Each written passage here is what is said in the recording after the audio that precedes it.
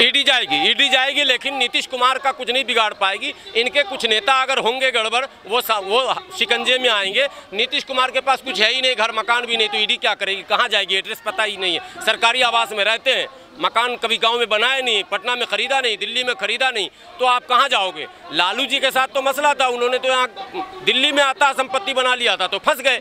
नीतीश कुमार को कोई फंसाना भी चाहेगा तो नहीं फंस पाएंगे, उनके पास कुछ है ही नहीं। बाकी अगर इनके नेता कोई होंगे गड़बड़, तो ईडी वहाँ जाएगी, ईडी सतर्क हो चुकी होगी। इंतजार कीजिए, अच्छा परिणाम आएगा और नतीजे अच्छे आएंगे, और आप भी खुश हो जाएंगे देखकर कि नीतीश कुमार जी ने क्या खेल खेला।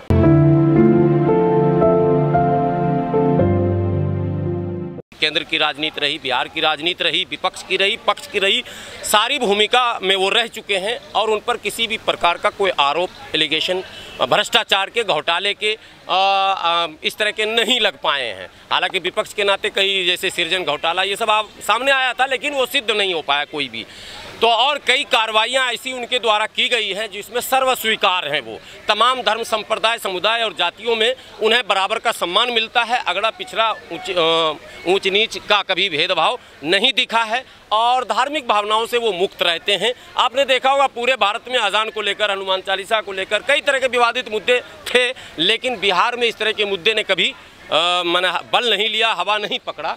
ऐसे में नीतीश कुमार की छवि जो है वो राष्ट्रीय स्तर पर बढ़ी है और जो दबाव की राजनीति भारतीय जनता पार्टी के द्वारा की जा रही है, नीतीश उस दबाव से मुक्त होकर रहना चाहते हैं। पहले भी एक बार दबाव को उन्होंने खारिज किया है और आरजेडी के साथ गठबंधन किया है, तो दबाव जब जब उन पर बनाया जाएगा तो वो दबाव को खारिज कर देंगे और दबाव को खारिज इस बार भी करने के मूड में है, क्योंकि भारतीय जनता पार्टी की ओर से लगातार दबाव बनाया जाता है। नहीं, वो मिलना जुलना, देखिए राजनीति में संभावनाओं का गेम है, वो सब कुछ होगा, लेकिन नीतीश कुमार स्पष्ट शब्दों में ये कह चुके हैं कि मैं दबाव की राजनीति नहीं करूंगा और वो इस नेचर के हैं भी नहीं। वो दबाव स्वीकार किसी का न करते हैं न करेंगे। नीतीश कुमार स्वतः निर्णय लेना चाहते हैं, उनकी अपनी एक मंडली है, उससे सलाह लेकर काम करते हैं और सब अनुभवी लोग हैं। तो एक बात, विकास के नाम पर भी नीतीश कुमार ने अपनी एक अलग पहचान बनाई है।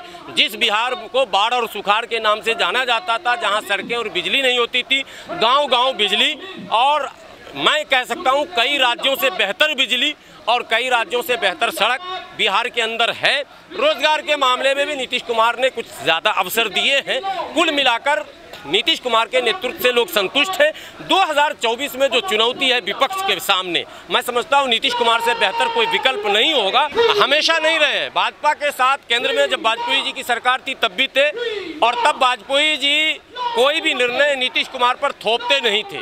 नीतीश जी स्वतंत्र थे। पिछले बार जब भाजपा के साथ सरकार थी तो जब तक दबाव नहीं था, साथ में सरकार रही, दबाव बना, इन्होंने साथ छोड़ दिया और 15 में जेडीयू, आरजेडी और कांग्रेस ने मिलकर चुनाव लड़ा और सत्ता प्राप्त किया।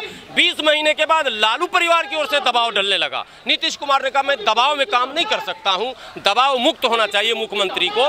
तो फिर लालू परिवार से वो अलग हो गए, आरजेडी से अलग हो गए। इसी बीच में भाजपा का साथ मिल गया। वो अब फिर भाजपा का जब दबाव बन रहा है तो उन्होंने कहा कि मैं आपके साथ नहीं रहूँगा। दबाव के इस तरह के निर्णय लें, उस तरह के निर्णय, सांप्रदायिक निर्णय लें। जो महाराष्ट्र में माहौल बन रहा है, जो मध्य प्रदेश में बन रहा है, बिहार में बनने दें। धर्म के नाम पर उत्पात मचाएं, सड़क पर हनुमान चालीसा पढ़ें, अजान के नाम पर राजनीति करें, भाषा और उर्दू के नाम पर करें। आपने उर्दू का न्यूज़ सुना ही होगा, उर्दू मकतब के नाम पर राजनीति शुरू हो गई। तो ये सारे राजनीति जो है वो दबाव की राजनीति है। सड़क पर नमाज को लेकर राजनीति, साउंड को लेकर राजनीति। नीतीश कुमार कहते हैं ये सारे मुद्दे जो है वो नॉन इशू है, ये इशू नहीं है। तो नॉन इशू पर आप समय को बर्बाद न करें। जो इशू है रोजी रोटी, पढ़ाई लिखाई, दवाई, कमाई, वो नीतीश कुमार का अपना मुद्दा है और उसी पर नीतीश कुमार जी काम करना चाहते हैं कि पढ़ाई लिखाई, दवाई, कमाई, ये आम लोगों का मुद्दा है। हिंदू, मुसलमान, सिख, ईसाई, जैन, पारसी, अगड़ा पिछड़ा, सबके लिए ये जरूरी है कि बेहतर शिक्षा हो, बेहतर स्वास्थ्य हो, बेहतर